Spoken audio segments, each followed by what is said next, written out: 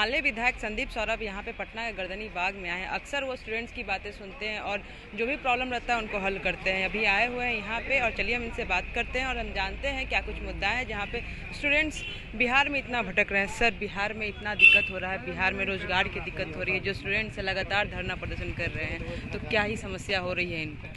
देखिए, ये 2014 की बहाली है और बिहार कर्मचारी चयन आयोग ने कई बार इस बहाली में गड़बड़ी की है।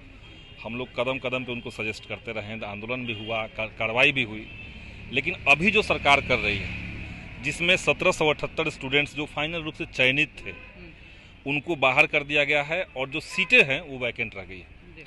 तो सीटों को खाली रख करके अभ्यर्थियों को बाहर रहने का कोई तर्क नहीं था।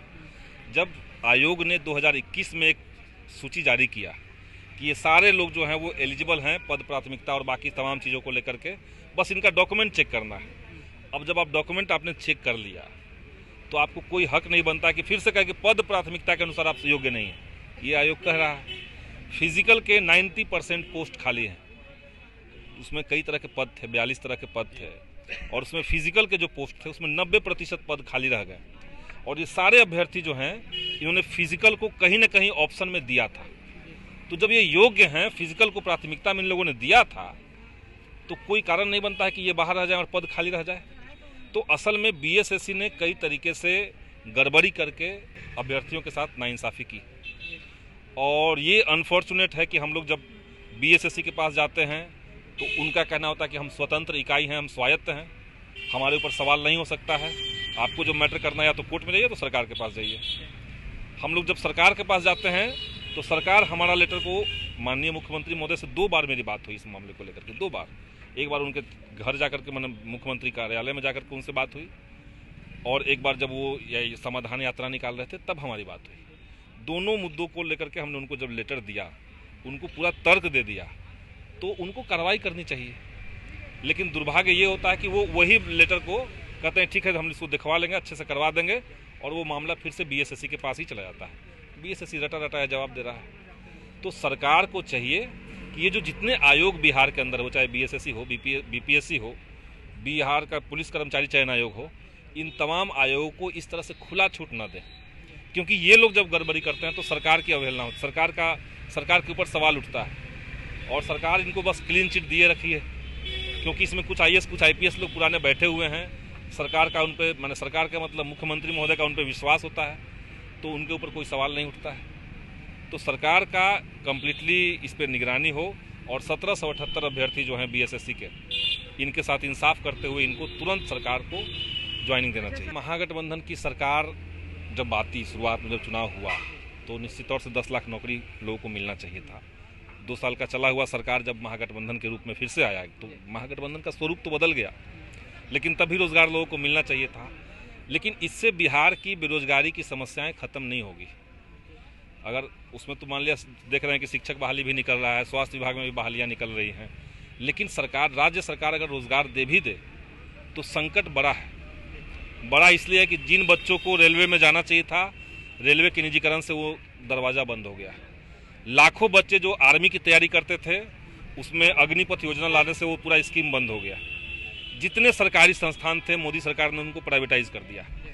केंद्र ने भी वादा किया था कि हम 2 करोड़ हर साल नौकरी देंगे, उसमें बिहार के बच्चे भी जाते, क्योंकि बिहार में रोजगार के लिए सरकारी नौकरी के अलावा बहुत विकल्प नहीं है। तो बिहार का सबसे ज़्यादा नुकसान उससे हुआ है। अभी 2024 का चुनाव है, इस चुनाव में बिहार के तमाम युवाओं से हम कहेंगे, ये चुनाव नीतीश कुमार जी का हिसाब किताब करने का चुनाव नहीं है। 2024 का जो चुनाव है मोदी जी का हिसाब किताब करने का चुनाव है, और वहाँ रोजगार को लेकर के सबसे ज़्यादा धांधली, सबसे ज़्यादा रोजगार के अवसरों का हनन वहाँ से हुआ है। सारे रोजगार जो है वो ठेका पट्टा पर कर दिया गया, परमानेंट नौकरी की संभावनाएं खत्म कर दी गई है। अच्छा, एसटीएटी अभ्यर्थी जो है सुप्रीम कोर्ट गए हैं अपनी बात को लेके बीपीएससी एग्जाम के लिए, सब चीज़, तो आपको क्या लगता है क्या ये सही कर रहे हैं? नहीं, जब कोर्ट में गए हैं तो तर्क लेकर के गए होंगे। हम तो यही चाहते थे कि भाई उनका बहाली पहले होता, उसके बाद एग्जाम का पैटर्न लाता। लेकिन देखिए, सरकार के पास ये राइट है, अगर कोई एलिजिबिलिटी टेस्ट क्वालिफाई करके आया है और सरकार उसको फाइनल नौकरी नहीं है, जैसे हमने नेट क्वालिफाई किया तो हम असिस्टेंट प्रोफेसर नहीं हो गए, उसके बाद कोई एग्ज़ाम होगा, कहीं इंटरव्यू होता है, कहीं एकेडमिक्स मार्क्स पे होता है, तो पहले एकेडमिक्स पे होता था। पहले तो स्टेट के जो अभ्यर्थी थे या जो सीटेट के अभ्यर्थी हैं इनका एकेडमिक मार्क्स पे होता था। अब उसमें सरकार ने अचानक से ला दिया कि हम एग्ज़ाम लेंगे। तो हमारा यही कहना है कि अगर आपने ये भी नियम लाया, ये तो अव्वल तो आपको लाना नहीं चाहिए था। स्टेट के जो स्टूडेंट्स हैं उन्होंने पहले ही समझिए कि 2-2 बार एग्ज़ाम दे रखा है, तो उनके लिए आपको तो एग्ज़ाम लाना नहीं चाहिए था। अगर आपने ला दिया तो उसमें जो लूपहोल्स हैं, उनके जो ग्रीवांसेस स्टूडेंट्स के हैं, तो उनको सरकार कंसीडर करे, उनको सोचे, और इसके चलते ही लोग कोर्ट में गए हैं। तो कोई भी पॉलिसी सरकार लाए तो उसमें जो स्टेक होल्डर्स हैं जिनके ऊपर उनका असर पड़ेगा, जैसे आपने बहाली लाया टीचर का, तो उसमें पुराने शिक्षक हैं उनका संगठन है, नए शिक्षक अभ्यर्थी हैं इनका संगठन है, कुछ एमएलएज हैं, अलग अलग पार्टियां हैं, तो इनसे एक बार आपको संपर्क करना चाहिए था, इनका एक सहमति लेकर के आगे बढ़ना चाहिए था। नियम बनाने में यही करना चाहिए। इस सरकार ने ये नहीं किया, इसके चलते शिक्षक अभ्यर्थियों का जो पूरा मामला था वो लज गया। सर, ये सब के बीच में सिर्फ जितने पिस रहे हैं वो तो सिर्फ स्टूडेंट है ना, उनका क्या गलती है? जिस तरह से एग्जाम हो रहा है उनका एज निकल जाएगा, फिर वो क्या कर पाएंगे? सरकारी नौकरी कैसे करेंगे? ना एज नहीं निकल जाएगा तो सरकार तो वहाँ दिक्कत नहीं है। अभ्यर्थियों का ये दिक्कत नहीं कि आपको तुरंत एग्जाम चाहिए। अब देखिए अभ्यर्थियों का मामला, उसमें कई सारे तरह के लोग हैं। एक हिस्सा है सीटेट स्टेट पास अभ्यर्थियों का जो चाहता है कि हर हाल में एग्ज़ाम हो, क्योंकि उनको पता है कि उनको एकेडमिक्स के आधार पर होगा तो उनका सिलेक्शन नहीं होगा, तो वो एक अलग कैटेगरी है। एक कैटेगरी जिनको लगता है कि एग्ज़ाम ना हो, क्योंकि उनको लगता है कि उनका ऐसे बिना एग्ज़ाम का अगर एकेडमिक्स पे होगा तो उनका हो जाएगा। तो उसमें कई तरह के कैटेगरी है। जबकि शिक्षक जो नियोजित शिक्षक जो पहले के हैं 4 लाख, वो टोटल लोग चाहते हैं कि एग्ज़ाम ना हो। तो सरकार को इन सब की बात सुनकर के ठीक एक रास्ता निकालना चाहिए। हम लोग तो इसके लिए प्रयास भी कर रहे हैं। ये थे संदीप सौरभ जी, इनका साफ तौर पे कहना है कि सरकार को इनकी बात सुननी चाहिए ताकि आगे जाकर स्टूडेंट्स को काफ़ी लाभ बने। रही कशिश न्यूज़ के साथ मैं काजल सर्विस।